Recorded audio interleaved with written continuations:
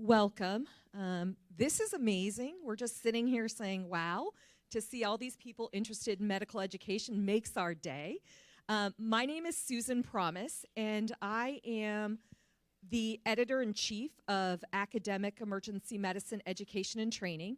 And I'm going to introduce to you some of my colleagues here on this panel who are decision editors and are medical education fellow to my right here. That are going to be sharing with you articles that we as a group thought were really stood out for various different reasons from things that have been published in 2021. As you may know, our journal recently went to continuous publication. So, you know, as we accept manuscripts, they go up and are indexed so you can find them on PubMed. And we're going to talk a little bit, you'll hear as we share the different manuscripts with you, about the type of manuscript, because we have various different manuscript types that you can submit. So we'll try to highlight that a little bit to show you how you can really get your good work out there and share it with the emergency medicine community with respect to education and training. So let me introduce the rest of my group here. We're going to start here on the far end. Mike Gottlieb is from Rush University Medical Center, also one of our decision editors. And then Jamie Jordan. Jamie is from University of California, Los Angeles. And then Esther Chen. Esther is from University of California, San Francisco. And Zuckerberg. Sanford General. Yeah, sorry, it's a tongue twister, and I'm not so good at getting that straight. I introduced myself, and then we have Carrie Commissaris, who is at University of Michigan, getting ready to transition over to the Harvard-affiliated programs, where she'll be Associate Program Director, but she's here as our Medical Education Fellow. And I'm going to put one plug in before we get started. We are always looking for reviewers of the journal. This is a great opportunity for you really to learn about medical education scholarship, because you get to see other people's work and how other people review those manuscripts. So if you're interested, please send an email my way. You can find it through the SAEM site. But we'd love to have you. We're always looking for good reviewers. So I'm going to hand it over now to Mike Gottlieb to start us off. Wonderful. Thanks, everyone. So I get to do the first article. This is by Sunger et al. It is talking about holistic review. Now, I think before we even get into the article, I think we need to normalize something, or maybe set an understanding of what holistic review is, because that word's used a lot, but it's not always used to reflect what it should. So for the purposes of this article, holistic review is something that goes beyond traditional metrics, which is things like grades and USMLE, to include things like life experiences, attributes, academic metrics, and how they would contribute to the program's mission, which includes both learning, clinical practice, and teaching. So that's what we're talking about for holistic review. And increasingly, holistic review comes up a lot in the context of DEI, amongst other things, of how we can be better at how we identify, select, and rank candidates. And so what they sought to do is determine how did their new holistic review process work? How effective was it? So first they started off in the beginning, they figured out what was their department's mission, what did they want, and what was their institution's mission, because you have to figure out how they both align. They used the AAMC's EAM model, which is experience, attributes, and metrics. So experience is both at the person level, that's things like volunteering, leadership, and then at the population level, things like historic racism and current events. Attributes are both demographic and personal characteristics, and then metrics is what we are more used to originally in the older approaches to selecting applicants, things like, you know, the medical student personal value, MSPE, the class rank, AOA status, USMLE scores. So they had this EAM model. And when they looked at it, they realized initially it was weighted 80% towards metrics. So even when they first created this model, they said, wow, this is really still skewed towards metrics, even though it's holistic review. So they recalibrated. And they removed the USMLE.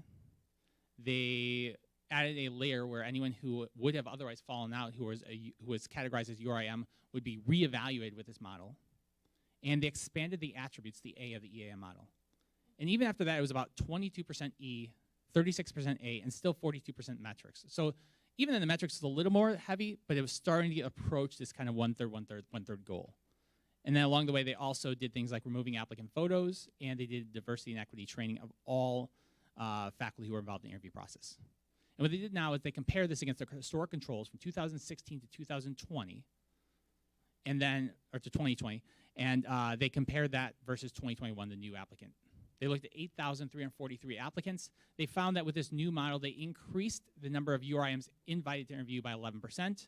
They had an 8% increase in the number who had actually interviewed. And the composite score, they didn't track ranking, they could track their composite score that led to the rank.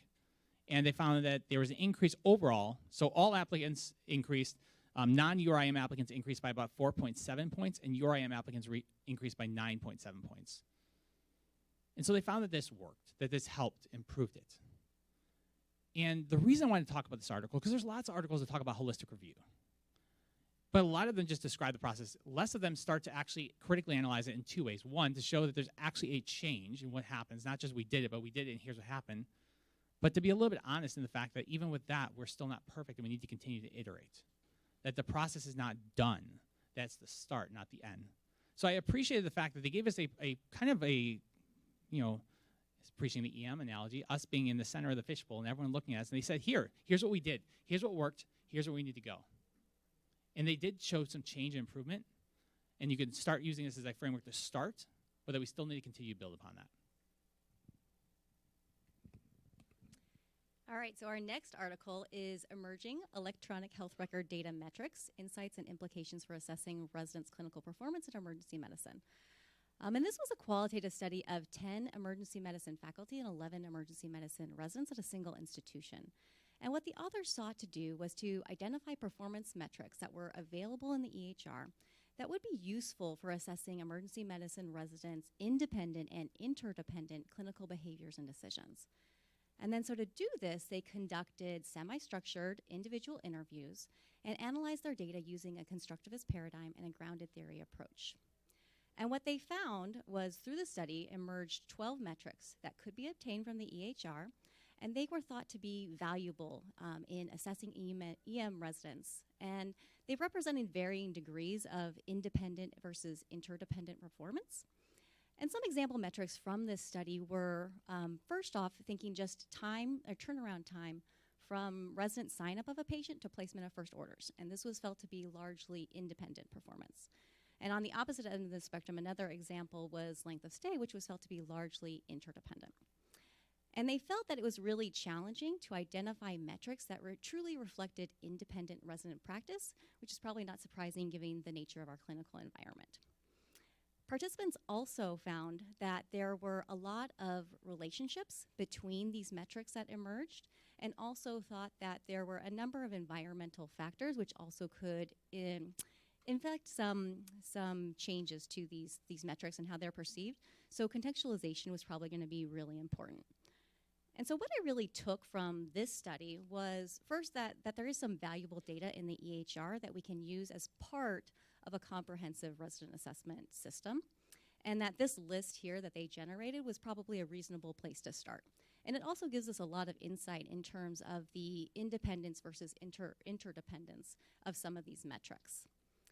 I think the other thing to really keep in mind is that because many of the metrics that were thought to be valuable were at least thought to also be partially interdependent, that capturing this individual level resident performance data that we often look for is still going to be a challenge and something we're going to need to find other solutions for.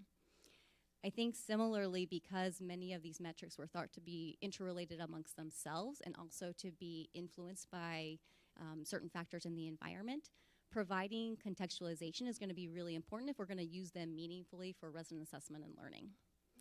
And then following from that, I think the responsibility of us as educators is also to provide guiding and training and to our residents as to how to interpret these metrics, as well as giving them coaching and feedback on the clinical performance that these metrics are thought to capture. Now, before I talk about this next article, I'd like you to think back to your last shift.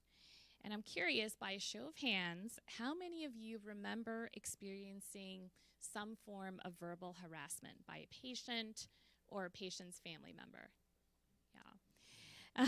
So as I look around the room, I'm not surprised at the number of raised hands. And this next paper is by Dr. Snavely and colleagues from NYU, entitled "The Pandemic of Workplace Violence, the Gendered Experience of Emergency Medicine Trainees." And as many of you know, ED employees are especially susceptible to workplace violence. And verbal harassment, however, as compared to physical violence, typically is not reported, right? I mean, how many of you have reported to OHS that, a patient or their family member, verbally harassed you? Probably most of us have not. Now, this was a single center prospective cohort study in a very high volume urban teaching hospital with a 4-year EM residency program. And they had residents use tally counters, those little clickers that they use at amusement parks or at the zoo, to record instances of non-physical violence by a patient or a visitor during 2 separate clinical shifts. And what I really like most about this study is, unlike other studies of workplace violence, they really try to mitigate recall bias by having residents just record those events in real time using a tally counter. So first, they educated residents on the definition of non-physical workplace violence events, and then they asked residents to track these instances during 2 clinical shifts sort of spaced apart. And they had to be, those events had to be directed towards the residents, so it couldn't just be that they witnessed an event happening to somebody else. And one event, a single event, one patient was considered sort of a single event. So they really defined this and made sure that all of their residents understood what was an encounter. And so the results are probably not surprising. So both men and women experience nearly daily occurrences of non-physical workplace violence events. And women in particular, so women residents, were more likely to experience verbal harassment than men, with a mean of about 3 occurrences per day versus 0.9 occurrences per day. But because of their very small sample size, and this was a single institution, they didn't actually have enough numbers to stratify by other demographics like sexual orientation or race or ethnicity.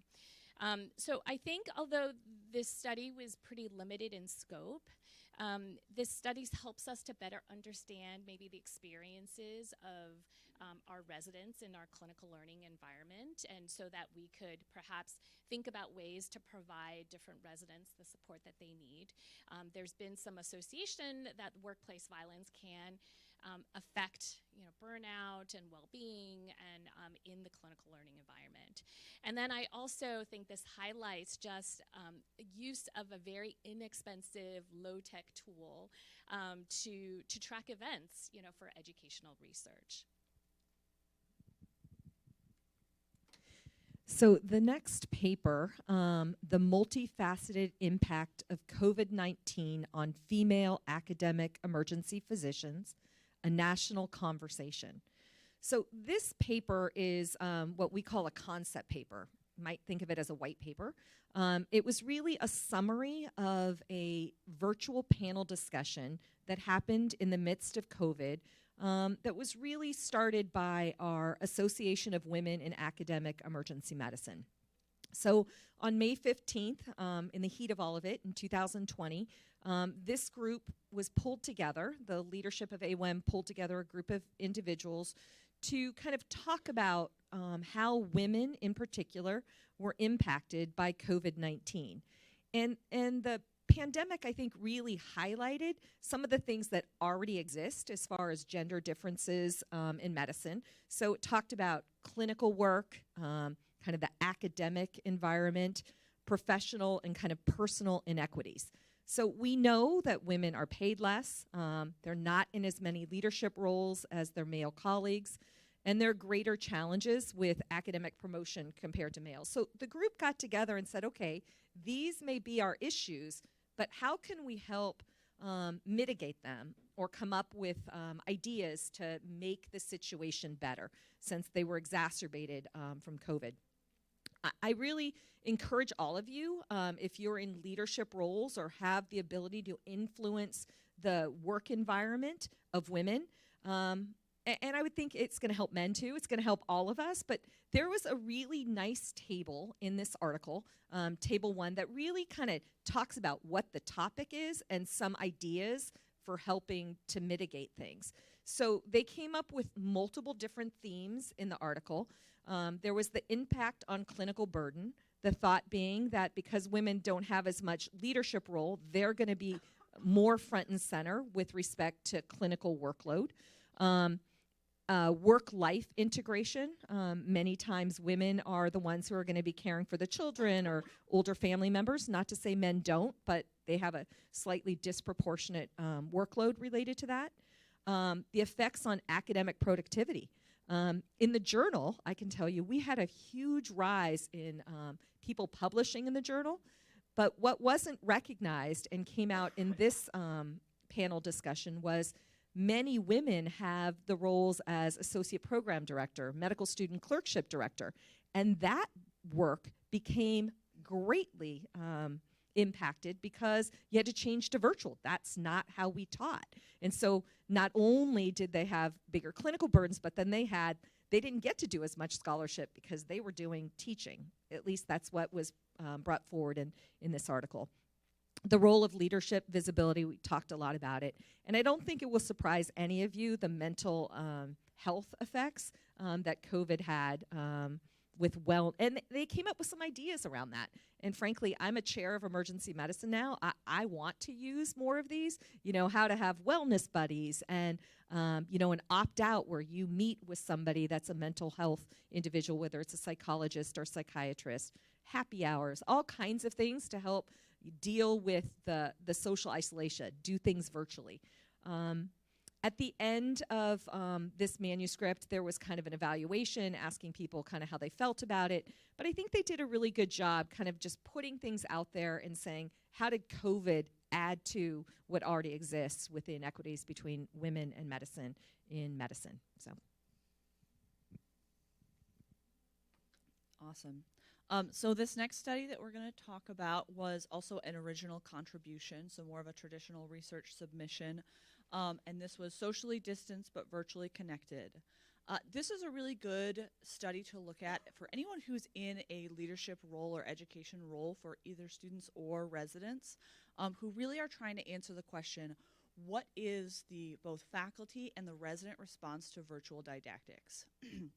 So this was a multi-center, cross-sectional mixed methods study that was survey-based. And like all COVID papers, I think it's really helpful to have like the exact context of which phase of chaos and which wave were we in for this particular paper. So this was, the survey was in December 2020. So unlike some other papers, it was several months into COVID. It wasn't, brand new, everyone's doing virtual didactics for the first time.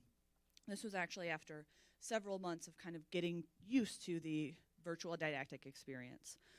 So this study was performed at 5 different institutions, both 3- and 4-year residencies, looking at both faculty and residents, and just asking questions about the virtual didactics experience. From the quantitative perspective, virtual didactics unsurprisingly increased the likelihood of attendance for both faculty and residents, and in particularly, the likelihood of attendance during otherwise kind of elective or off-service periods for residents was a lot higher. It also noted that the question of knowledge retention, comparing traditional in-person didactics to virtual didactics, was slightly better or otherwise similar for virtual compared to in-person didactics. There was, unsurprisingly, kind of this reflection that they missed the social perspective of didactics when everything was done virtually. I think we can all kind of reflect on that, having done SAEM for the first time in person right now. There is that element of camaraderie. There is that element of those unplanned conversations, those mentoring, those in-person interactions, and so that was missed in the virtual setting. And then there was decreased opportunity for discussion was another thing that they noticed. What I found most interesting in the quantitative session was the fact that when they asked what is the likelihood that something is holding and keeping your undivided attention, in the virtual setting it was only 29%. But then when they compared that to in-person, that was only actually 25%. So I think, more than anything, I think that was just a reflection that like emergency physicians are distracted and undivided attention is like really hard to do. And then one of the reflections as well was kind of looking at future states. What's the ideal? And in this paper, in these sites, they recommended, or the folks reflected that potentially 20% or less of virtual didactics in the future state. Lastly, they looked at some qualitative analysis of more open-ended questions through a framework model and came up with 5 themes. The first was just reflection on the differences of the didactic format to in-person, changes that were needed to be made to lectures to maintain engagement, maintain interactivity in some of those challenges. Second was looking at virtual didactics as a medium and some of the specifics of that, of like microphones on versus off, cameras on, backgrounds, things like that specific to that environment and that kind of teaching space. The third, which for me and I think for my residency program, was wellness. And I think thinking about future decisions about virtual versus in-person, that's going to be huge. People reflecting on, additional sleep because you don't have to commute. You don't have to find parking, which is probably the biggest thing at our residency program. That makes your whole day better. And then also kind of the ability to be doing some secondary tasks during virtual didactics. So walking your dog, doing the dishes, something that kind of also feels like you're taking, one less thing off of your plate while also learning. The fourth theme was just the advantage of virtual didactics in reducing COVID risk. And then the last area of qualitative reflection was the future state and kind of the mixed opinions between what are the pros and cons of the virtual versus in-person didactics and what are the ways we can approach it in the future. And so this was a really great paper. Anyone who is kind of looking at their residency or their medical school or really any sort of curriculum and trying to make that decision of, okay, now that we're moving towards, the next few years, what is the ideal state? What are we going to do moving forward? There's a lot of really good insights in kind of the tables and the graphs and the nitty-gritties of these papers, so I encourage everyone to check it out. Okay, wait. I got to do show hands. How many people want to continue to do virtual didactics? Like that's the way it's going to go from here on out. Okay, thank you. Yeah, I feel like that's got to be the, how many want yes, no, maybe? Maybe always wins. That's like always the middle ground anyway. All right, so going into mine, it's the prevalence of lesbian, gay, bisexual, transgender health education and training in emergency medicine residency programs. Where are we now? So for context, this is an update from 2013. They'd done a survey in 2013. And between then and now, so it's about 7-8 years later, a lot's happened. And again, similar to my last one, not enough, but a lot has happened, and we've seen things like LGBTQ plus, entering into a model of clinical practice in the EM. We're seeing this in the ABEM core content. We're seeing increased recognition with our specialty. So things have changed, and they sought to understand, well, things have changed at that level. What's the effect at the residency training level? Are these changes actually leading to a difference, and by how much? And so they surveyed all EM programs that had at least 1 full year of resident accreditation, or of resident education. So they had to complete at least 1 full year of curriculum. They followed, the modified Dillman method, where they basically went through and they did serial emails to the PDs, and then they also posted on the cord listserv. And amongst that, there's 229 programs that were eligible, and they were able to get about 49%. So they had about half the programs. Of those, so of that set of data, 75% had LGBTQ plus curricula in place. And for context, in 2013, that was 26%. So that tripled. Not 100%, but went from 26% up to 75%. They also tracked journal clubs. And they had 25% of programs had LGBTQ plus specific journal clubs, which is pretty cool. The median actual hours was 2. Now, they did median a little weird because they included all programs, even those that had none. So the range is actually 0 to 22. But some programs had 22 hours. That's amazing. And I think across the board, they said, as I mentioned, a median of about 2. Now, when they asked people, how much did they want? So they did 2. How many and these are PDs. How much do PDs want of their own program? They're like, I want 4, but I'm still doing 2. And it speaks to some of these challenges, right? So then the next question has to be then, well, why didn't you do 4? right? In the interview version, in the survey version, so they couldn't ask them as directly. And they said, well, what are your barriers, right? So they had a list of barriers. The most common one was lack of time. I think those who are in residency leadership can probably appreciate that there's never enough time for the stuff you want to do. 63% of programs said they didn't have enough time. That was their biggest barrier to getting to where they wanted to be for a number of, either for enacting this or having the number of hours that they wanted to have. 21% didn't have interested faculty members. And because of the survey, it's unclear whether this is they were not interested because they didn't feel comfortable talking about this, or they weren't interested because they purely just didn't have interest in this. But they had no one across their entire faculty. And then 15% had the perception that education on this was not needed. Now, when they started to delve in this a little bit further, they didn't see much by geography, but they did notice that programs with LGBTQ plus faculty and residents were more likely, probably not surprisingly, to have LGBTQ plus didactics and journal clubs. So there's a link there, but there's still this disconnect. Now, they took it one additional step further, and they said, not only are we looking at curriculum, but how much do we actually understand about the degree of LGBTQ plus, same-sex domestic partner benefits, protections against discrimination, the protections against harassment.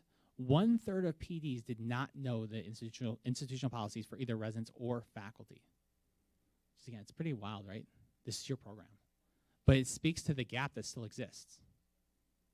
So what they found is that there is improvement, right? We went from 26% to 75%. A quarter of programs have, journal clubs devoted to this. But again, the trend is we're not there yet. And I think that's the key. Again, one of the key takeaways of this is we're seeing change, we're seeing that growth, but it can't level off. We are not done. This just shows that we can have an impact, and we have to keep moving that forward.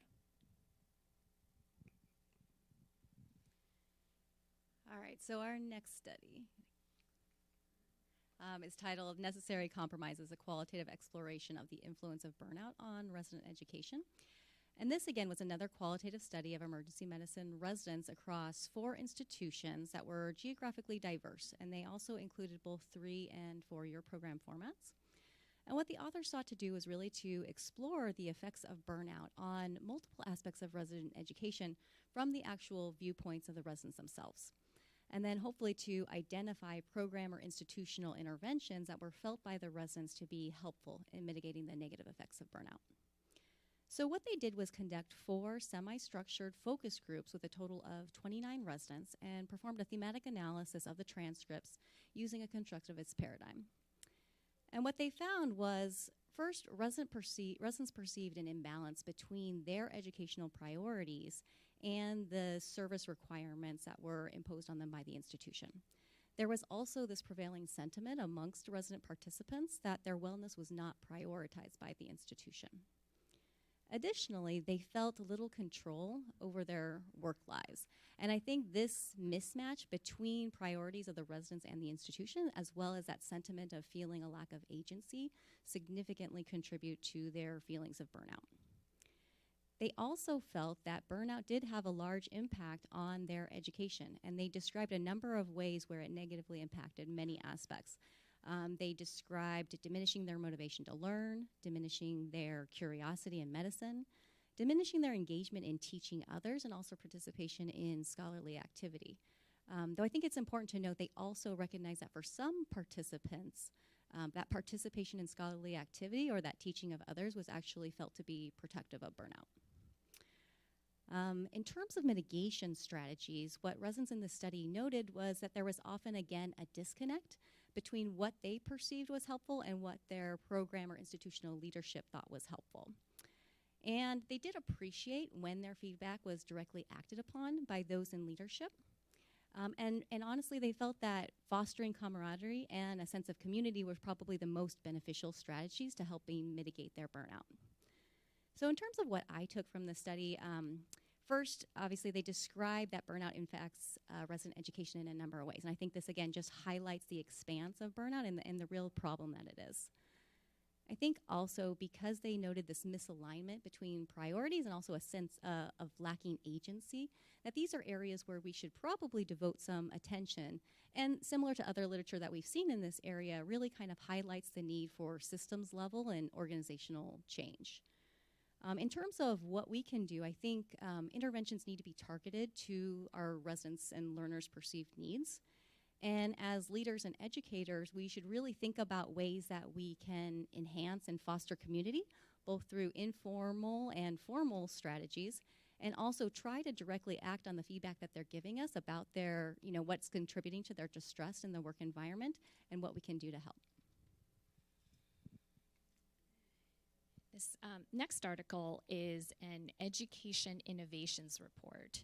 And just for those of you who don't know, an education innovations report is a category that's structured very differently from a traditional original contribution, in that it starts with an educational problem that you're trying to solve, and the paper actually focuses on describing the educational intervention that you came up with to try to solve this problem.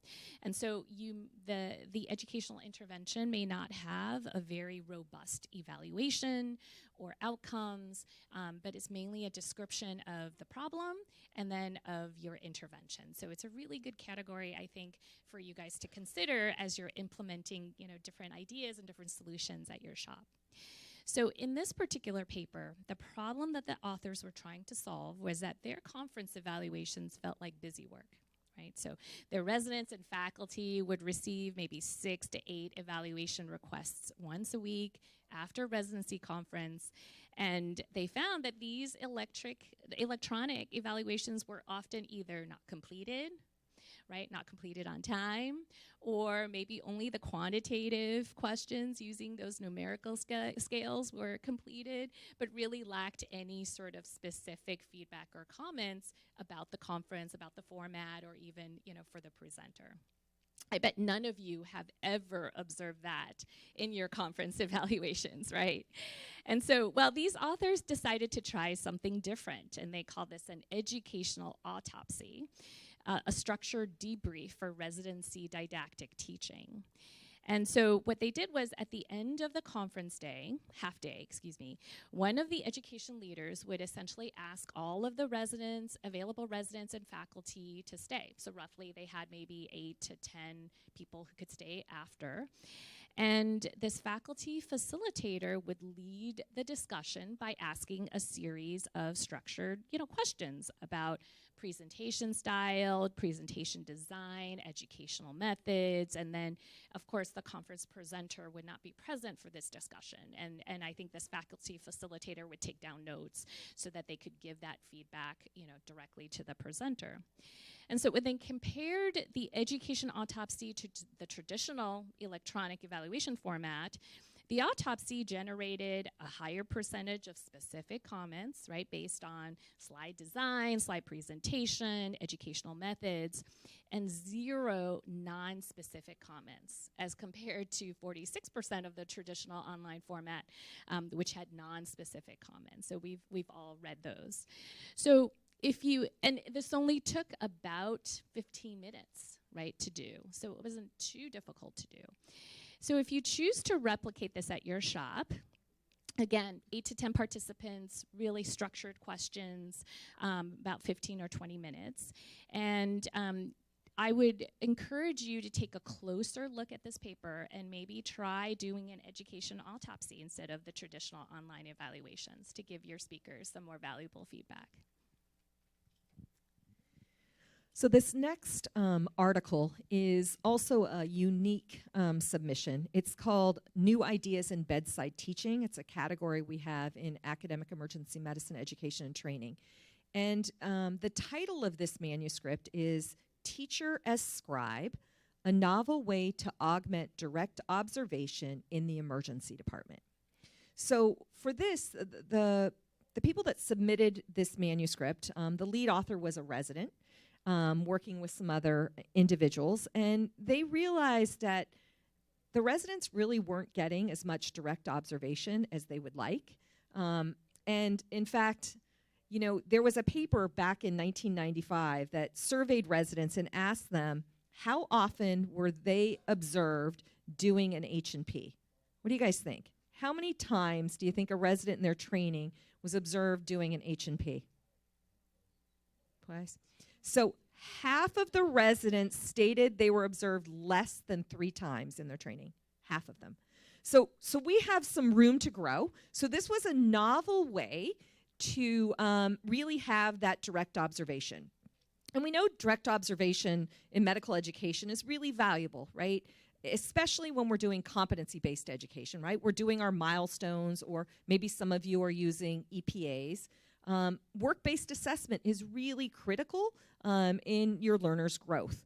You get timely feedback if it's direct observation, because you're seeing them right there and you can give them feedback. And really, you know, the whole concept of bedside teaching would come to light with direct observation. So our traditional method, at least in most institutions, and I've worked at quite a few, you know, you have the learner go in and see the patient. They may then go present to a senior resident, and then it comes to you as an attending. You get the presentation, then you go in, you see the patient. So there's a lot of wasted time there. So this model is about a concept where the learner maybe gets in the chart, learns a little bit about the patient like they typically would before they go in the room, and the learner and the teacher, whether it's, you know, a medical student and a resident, or a resident and a faculty member, go in and see the patient, but the faculty member is actually the scribe. So they have a computer on wheels, or there's a computer in the room, and they get introduced. You know, I'm the doc, we're the doctor, we're the team, but really the attending physician doesn't say much. They listen. And for some of us, that can be challenging, right? We need to listen, and we let that interaction happen, but in the background, you are documenting the note, right? You're doing an excellent job at documentation because you're a faculty member, right? So you're gathering all the information that you need, and then you get to make the plan together in front of the patient. If it feels a little dicey, you could go outside the room and then go back in. But the fact is, you're being efficient. Because one of the things we in emergency medicine hear a lot of in education is, I don't have time for that. So let's make it work. Let's have the time be valuable time, educating the learner, documenting what you need, and then the attending could start putting in orders as it's all moving forward. So in this particular situation, it worked really well in this setting. So there's no data on the effectiveness, right? So this is a bedside teaching. It's describing a way to do it. There's been other methods out there to be efficient, right? The swarming method, when you all actually go in the room together. They're parallel encounter, where both of you are kind of doing things. But this is a really novel approach, and a way that can, I think, kill 2 birds with 1 stone. So check it out if you haven't already, and let us know how it goes. And maybe we'll see a paper from you guys on how effective it was. So thanks. All right, and the last paper that we're going to talk about is called No Time, No Room, and is a review of on-shift teaching opportunities for even kind of some of the most chaotic or boarded or backlogged or any number of permutations of emergency department shifts. This paper was written by 2 people close to my heart, Meg Wolf, my fellowship director, and Dina Camis, the fellow who was 1 year ahead of me at University of Michigan, is now in Houston. And this paper is an example of an educational download. So this is a really brief, succinct paper that is accessible, applicable, and kind of immediately helpful to frontline educators. And so some of the other topics we've seen, these educational downloads, kind of one-page summaries, are 5 tips for improving your didactics, or 5 tips for designing a didactic lecture, applying Mayer's multimedia principles to presentation design and cognitive load theory, or rapid expectation setting with learners on shift. And so these are really succinct topics. If you're looking for something to just kind of broaden your educational perspective, or kind of think about a new way of approaching an educational problem, these educational downloads are really great quick reads. And if you've got a unique take or a unique idea on something, I'd encourage you all to look at these opportunities, because they are really kind of an interesting set of papers and submissions. So in this specifically, Dr. Camis and Dr. Wolf walk us through the typical emergency department shift, starting right at the beginning of the shift when you introduce yourself to your learners and set expectations, staffing patients, observing your learners in person, doing procedures, running the board, and signing out at the end of the shift, and just point out all of the opportunities for little snippets of teaching through evidence-based teaching techniques that can occur no matter what type of shift it is, whether it's lots of downtime, which, I don't know, for me seems increasingly rare, or absolute chaos, kind of ships in the night, not even ever seeing each other, but leaving each other little sticky notes for teaching points when you can't even find your learner, but you still want to do some teaching. So if anyone is interested in kind of reviving their own excitement for bedside teaching or working with others who are working on their own on-shift teaching, I really recommend this article as an opportunity to kind of remind ourselves of all these great opportunities. And so this QR code here has all of the links to all of the papers we talked about today. Please feel free to take a look. I really, really think we've got a great diversity of papers here that outline some issues that are really applicable to educators in all kind of phases of medical education and trying to answer really hard questions in education and kind of make our specialty better. So I wanted to thank everyone for coming here today. I wanted to especially thank all of our authors for these papers who have done such good work. It was really a privilege reviewing these papers, and I know we have some of the authors in the room with us here today. Also thank all of the peer reviewers and editors who were involved in this process. And at this point, we are happy to answer if anyone has a few questions. Yes. Hi, thank you very much. This is a fascinating and broad presentation covering a lot of ground. In reference to the study that you did, that you presented, the first one on the using the electronic record to judge resident capabilities, and I'm not sure if I've misunderstood some of the stuff, but it seems that using things like turnaround time and length of stay would, as a measure of how well the resident is doing, would be rewarding a resident for anchoring their diagnosis quickly and then not following up with adjustment, and sort of encourage them to not deal with internal confirmation biases that might be coming in. What were your comments? Did the author say anything about that, or how do people feel about it? Yeah, so I'll just sort of paraphrase the question, but just asking somewhat about some of the unintended consequences maybe of relying too heavily on some of these metrics that are available in the EHR. And the authors actually do address this and highlight the same concerns. And I think the big takeaway from that is that you have to recognize all the various factors that come into that data and the different effects that can be stemming from that. And then that the authors really look at this as, again, this should be one part of a resident assessments in terms of their clinical performance and not a sole indicator.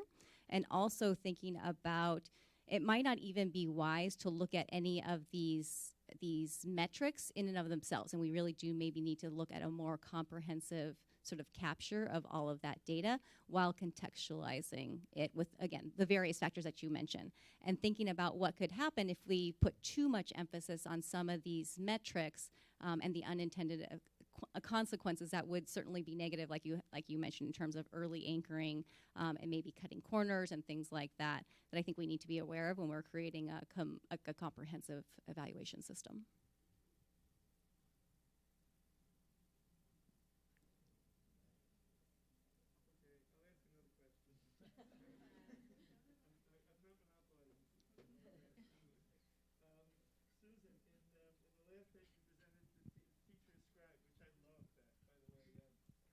Susan, in the last paper you presented the teacher scribe, which I